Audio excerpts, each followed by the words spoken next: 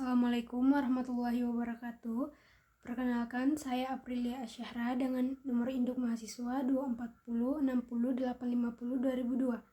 Pada video kali ini, saya akan menjelaskan secara singkat mengenai pendekatan perencanaan pembelajaran. Jadi, terdapat 3 pendekatan terhadap perencanaan pembelajaran, yakni yang pertama, pendekatan tuntutan sosial. Tuntutan sosial diartikan sebagai kumpulan tuntutan umum untuk memperoleh pendidikan. Pendekatan ini memastikan bahwa pendidikan tersedia bagi semua lapisan masyarakat, sehingga meningkatkan aksesibilitas pendidikan. Hal ini penting untuk menciptakan masyarakat yang lebih adil dan merata. Ada beberapa kritik terhadap pendekatan ini. Yang pertama, pendekatan ini mengabaikan masalah alokasi sumber nasional dan menganggap bahwa tidak menjadi persoalan berapa banyak sumber itu dialokasikan ke sektor pendidikan.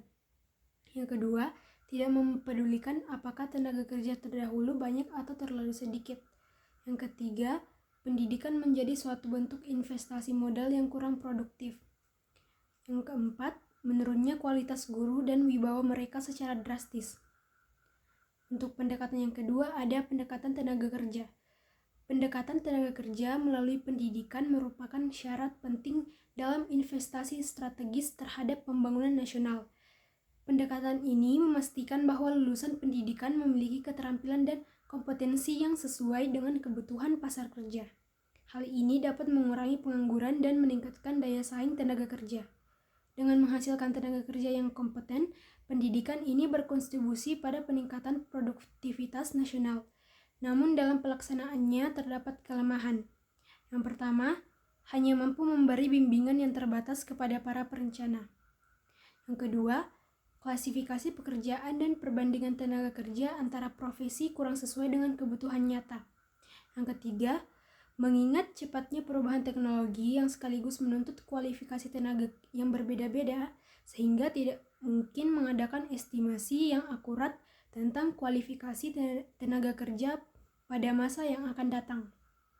Yang keempat, tenaga kerja terjerat dalam pola pikir yang sempit karena asumsi bahwa ekonomi menciptakan kebutuhan tenaga kerja, sedangkan pendidikan bersifat pasif mengikutinya. Pendekatan yang ketiga yaitu pendekatan nilai imbalan. Pendekatan ini mengatasi alokasi sumber dana nasional yang terjadi pada pendekatan sosial dan tenaga kerja. Masalah ini diatasi dengan mencari keseimbangan antara keuntungan dan kerugian dari alternatif yang dipilih. Mencari alternatif dan mengkaji tentang biaya dan manfaat yang diperoleh, kemudian memilih alternatif yang dirasa paling menguntungkan. Pendekatan ini mempunyai kelemahan. Yang pertama, data dasar yang akurat untuk menghitung untung rugi dalam dunia pendidikan sangat sulit, terutama yang menyangkut taksiran biaya peserta didik. Yang kedua, sangat menghitung keuntungan yang diperoleh akibat pendidikan masa mendatang. Makin tinggi tambahan pendapat yang diperoleh dibandingkan dengan biaya yang dikeluarkan selama mengikuti pendidikan, maka alokasi semakin baik. Namun hal ini berakibat adanya perbedaan tingkat atau jenis pendidikan di masa lalu dan masa yang mendatang. Yang ketiga, kemungkinan mereka tertarik pada analisis statistik akan mengatakan bahwa tambahan pendapatan yang diperoleh di luar faktor pendidikan dapat dipisahkan melalui penelitian itu dilakukan secara benar namun belum memberi kepastian yang mutlak.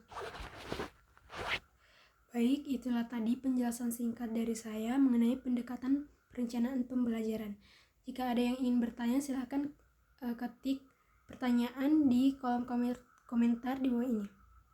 Terima kasih. Wassalamualaikum warahmatullahi wabarakatuh.